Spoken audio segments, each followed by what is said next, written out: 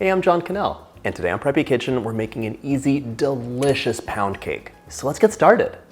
First off, set your oven to 350 so it's nice and hot. And now, in a medium bowl, we're gonna combine our dry ingredients, starting with 1.5 cups or 180 grams of flour.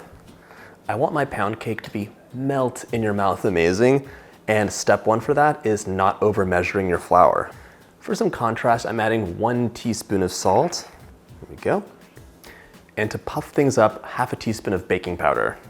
This is not in the original pound cake. The original pound cake recipe from the 1700s in England was a pound of flour, a pound of butter, a pound of sugar, a pound of eggs. And it made a big 4-pound dense cake that you could share and transport easily. And honestly, I've made it before just as on a lark. I wanted to see what it was like.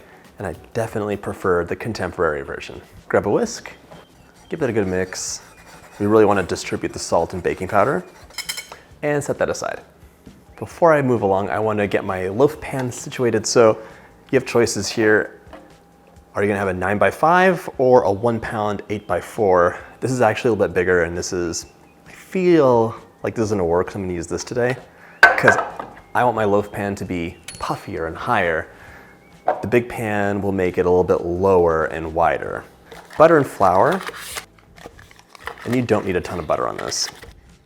To make getting things out a little bit easier, I'm gonna add a paper sling. It just goes along the long sides. And this way you could pull it out easily at the end. Could you use baking spray for this? Yes, you definitely could. But when you have a light colored cake like this with a long bake time, the cake spray will definitely darken up the side, and I just don't like the way that looks. So I always stick with buttering and flouring unless it's like a chocolate cake. All right, let's kick around a little flour just for the sides that don't have paper. Wonderful. All right, this is all ready to go. Now let's get our butter together. To my mixing bowl, I'm adding 1 cup or 226 grams of unsalted room temperature butter. This step is important because here we're gonna beat the butter and sugar up until they're light and fluffy.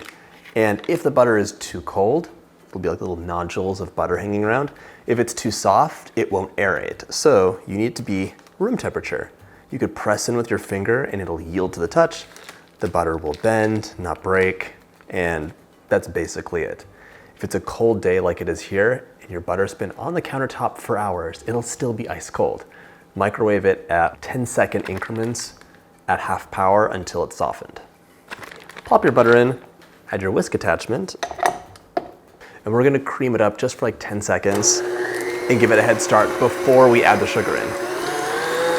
Doing this is just an insurance policy to make sure that nothing is gonna be like a hidden surprise in the butter. To sweeten things up and soften the cake, I want 1 cup or 200 grams of sugar. And I'm just gonna measure this out with a measuring cup. Sugar is actually counted as a liquid in recipes, so this is fine. Unlike flour, you can't pack granulated sugar in, so what you see is what you get. With flour, it's totally different, and brown sugar is different as well. All right. Set this to medium and add the sugar in.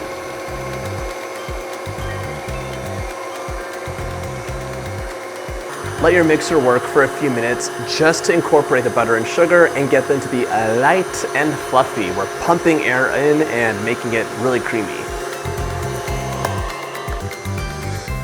And it's always a good idea to scrape the bowl down several times because the top is getting fluffy and amazing and the bottom is getting compacted and probably doesn't even have that much sugar on it. It's pure butter.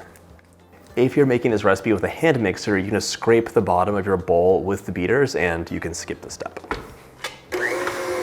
While the butter's mixing, I'm gonna crack 4 eggs into a mixing cup just so I can make sure they're cracked and there's no fragments of shells hanging out. That is not the texture we want for this cake. I'm gonna mix it up for like 30 seconds more and then start adding the eggs in. Just to show you the texture before we move on, right now, it is a cloud of butter and sugar and it really changed color. It went from being a pale yellow to an off-white and it got a lot of air pumped into it so the volumes increased as well. Back to mixing on medium, I'm adding the eggs in one at a time. And yes, you should scrape down again because the top will be very eggy and liquidy and the bottom will be pure butter and sugar. It's That's just the way it is. Pound cake, by the way, is like the original snacking cake, and it is so versatile. You could have it with whipped cream and berries. It could be the base for a baked Alaska. It's just good by the slice as a snack. And the nice thing is it lasts for a long time, so you can make it and enjoy it over the course of a few days, and it'll still be delicious on the last day. If you have some interesting pound cake uses, let me know in the comments. Someone just told me they toast it and add cream cheese on top. That sounds delicious. Last egg. One more scrape down. And right now, the mixture looks crazy. It looks like cottage cheese. Lots of little butter pieces suspended in egg. That's fine though. And that's just how it is. The mixture breaks because we added so much water from the eggs. But the flour will bring it right back on together.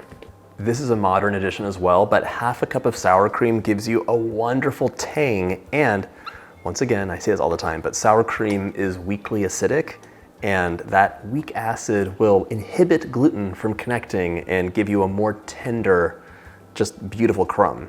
It also gives the cake some substance because this is not a light, fluffy cake. It's a denser cake in the best way. It's really substantial, and each bite is like, I feel it. It's like the butter and the sugar. It's like, that's good. Totally different from like an angel food cake or like a grocery store vanilla cake where it's like a cloud. For some flavor, I'm adding 2 tablespoons of vanilla.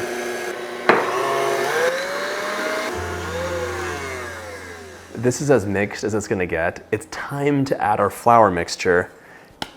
And before I do that, I just want to tell you, the mixer is going to do a little bit of work to get it started, and I will finish it with my spatula because aside from adding too much flour in, one thing that can go wrong is over mixing your cake.